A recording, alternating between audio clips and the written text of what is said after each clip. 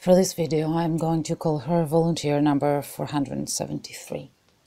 The last thing she asked of me was to film her girls, the 3 strays that lived outside her house.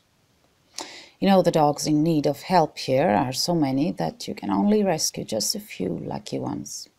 What you do for the rest that don't seem to be that much in need is feed them, vaccinate them, and neuter them, and hope that they will be there when you wake up the next morning. And the next, and the next. I've known volunteer number 473 for years. She is always positive, always persistent, always dedicated, an amazing foster mom for the dogs and the cats that crossed her path. She left the city a year ago for a small cottage in the outskirts. She fosters about 15-20 dogs now, all coming from the streets, all with a sad story behind, doing her best to prepare them for their forever homes.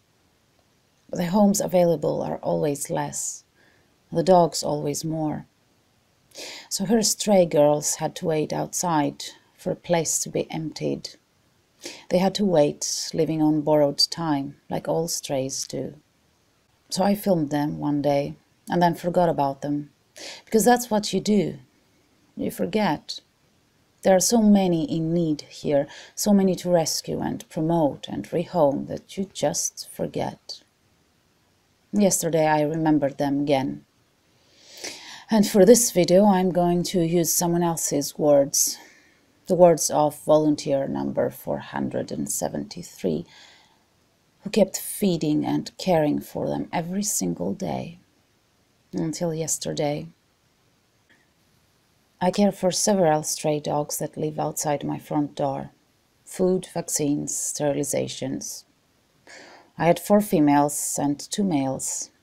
I had 1 male and 3 females spayed. The 4th one is too fearful. I tried everything. I gave her time, treats, sedatives, even tried to catch her using a trap.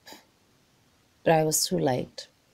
She's in season, and all the male sheepdogs of the area gathered around the house, some strays, some just not neutered pet dogs that are allowed to roam free. On Friday morning they mauled to death one of the male dogs I had been caring for. It all happened right before my eyes. I was unable to separate them. Today I found one of my spayed stray girls dead. There were 2 sisters. They were inseparable, Beem and Boom. Boom is gone. I don't know what she died of. Maybe the males killed her. Maybe she was poisoned. Maybe a car hit her. Maybe her intestine was torn apart, since there are people feeding them leftovers from a nearby slaughterhouse. I don't know what to say. I don't know what to think. I don't know why I'm writing this. I've been trying to forget, but I can't. So I keep writing and deleting and writing and deleting. Unfortunately, I don't have space for another dog. I just don't. I can't foster her. But I thought about writing this, and maybe someone comes along and offers her a home, if she's still here until then. Once upon a time there were 2 sisters. They were always happy and smiley. They were like yin and yang. They didn't have a home, they didn't have a family. Most days they didn't even have food. One day the hunger led them to a nearby house. Someone finally cared about them, and they became Beem and Boom. The girls grew up, they were vaccinated, spayed.